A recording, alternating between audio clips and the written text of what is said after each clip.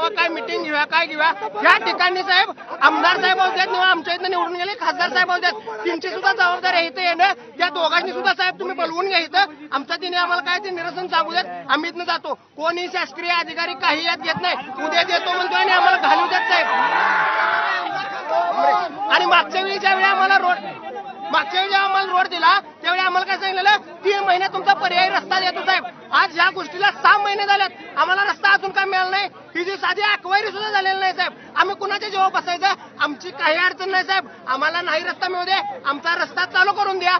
तो रस्ता ज्यावेळी आम्हाला पर्यायी रस्ता चालू होईल त्या दिवशी हो तुम्ही नाही आम्ही स्वतः येऊन बंद करतो साहेब. आम्हाला काय अडचण नाही. तुमची ही जी मागणी आहे त्याच्यासाठी आता मॅडमने तर तुम्ही तो सांगितलं, मॅडमने प्रयत्न बी केले, मॅडमांनी 100% प्रयत्न केला. आम्हाला बरोबर आहे, तेच सांगतोय की मॅडमने जर 100% प्रयत्न केला असेल, आताही पुन्हा तुमच्यासाठी आम्ही त्यांच्याशी बोलतो, त्यांना सांगतो तुम्ही शांत राहा. विनाकारण काय होतं माहिती का, तुम्हाला एक गोष्ट सांगतो बघा, तुमची मागणी आहे,